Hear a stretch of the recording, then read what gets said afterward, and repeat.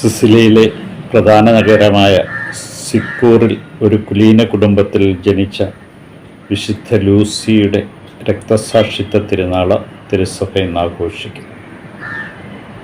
ചെറുപ്പത്തിൽ തന്നെ പിതാവ് മരിച്ചുപോയി. അമ്മ അവർക്ക് വേണ്ട വിദ്യാഭ്യാസം നൽകി ശ്രദ്ധാപൂർവം വളർത്തിക്കൊണ്ടുപോയി. മകളെ വിവാഹം കഴിപ്പിക്കണമെന്നായിരുന്നു മാതാവിൻ്റെ ആഗ്രഹം. എന്നാൽ മകൾ ഈശോയെ തൻ്റെ മണവാളനായി സ്വീകരിച്ചു നിശ്ചയിച്ച് മുന്നോട്ട് പോവുകയായിരുന്നു. അങ്ങനെയിരിക്കെ മകൾക്ക് മനസ്സിലായ അമ്മ രോഗിണിയായി മാറുന്നു.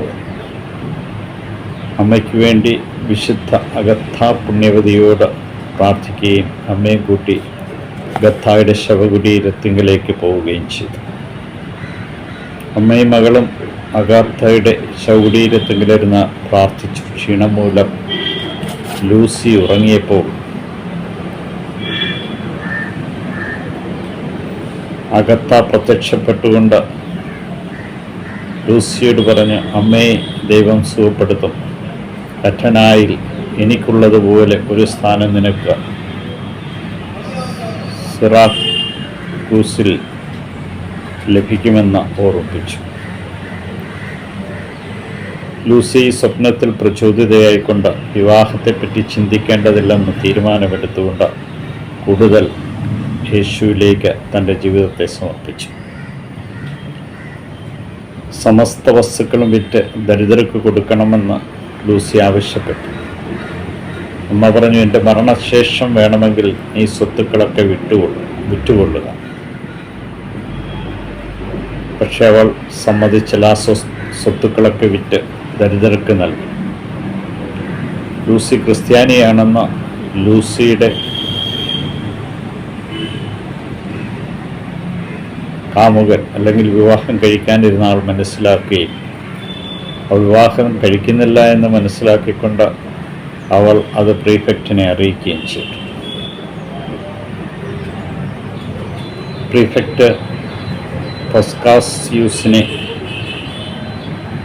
വിവരം അറിയിച്ചതനുസരിച്ച് അദ്ദേഹം അവളെ അറസ്റ്റ് ചെയ്യുകയും അവളുടെ കന്യാത്വം നഷ്ടപ്പെടുത്തിക്കൊണ്ട് അവളെ വിവാഹത്തിനായിട്ട് ഉത്തരവിടുകയും ചെയ്തു. പടയാളികൾ ലൂസിയെ മാനഭംഗപ്പെടുത്തുന്നതിനും ഉള്ള സ്ഥലത്തേക്ക് ആനയിക്കുവാനായിട്ട് ശ്രമിച്ചു. അവൾ ഇതിലൊന്നും പ്രകോപിതയല്ലെന്ന് കണ്ടപ്പോൾ അവളെ വധിക്കുവാനായിട്ട് പ്രീഫെക്റ്റ് ആവശ്യപ്പെട്ടു. അങ്ങനെ അവളെ കൊലക്കളത്തിലേക്കും ബലാത്സംഗത്തിലേക്കും നയിക്കുന്ന സ്ഥലത്തേക്ക് നടത്തിയപ്പോൾ പെട്ടെന്ന് അവൾ നിശ്ചലയായി കാണപ്പെട്ടു. അവൾ കിടന്നിടത്ത് നിന്ന് എഴുന്നേൽപ്പിക്കുവാൻ അവർക്ക് കഴിഞ്ഞില്ല.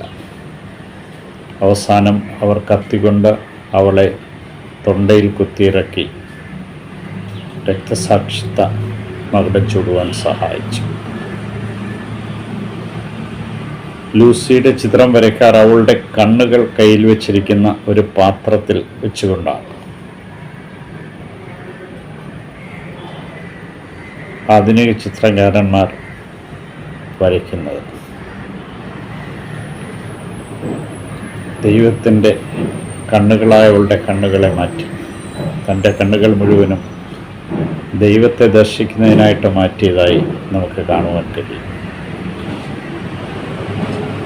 23-ാം മാർപ്പാപ്പ കന്യാസ്ത്രീകൾക്കെഴുതിയ ലേഖനത്തിൽ ഇപ്രകാരം പ്രസ്താവിച്ചിരിക്കുന്നു: പ്രിയമക്കളെ, കന്യാത്വം സാധ്യമാണെന്നും അതൊരു സാമൂഹ്യ പുണ്യമാണെന്നും നിങ്ങളുടെ ജീവിതം കൊണ്ട് തെളിയിക്കണം, വിശുദ്ധ ലൂസി തെളിയിച്ചതുപോലെ. പ്രിയമുള്ളവരെ, ഇന്ന് ഈ വിശുദ്ധയുടെ മാധ്യസ്ഥം തേടാം. നമ്മുടെ ജീവിതത്തെ സമ്പൂർണ്ണമായിട്ടും ഈശോയ്ക്ക് സമർപ്പിച്ചുകൊണ്ട് അവിടുത്തെ കൃപയ്ക്ക് വേണ്ടി പ്രത്യേകമായി നമുക്ക് പ്രാർത്ഥിക്കുകയും ചെയ്യാം.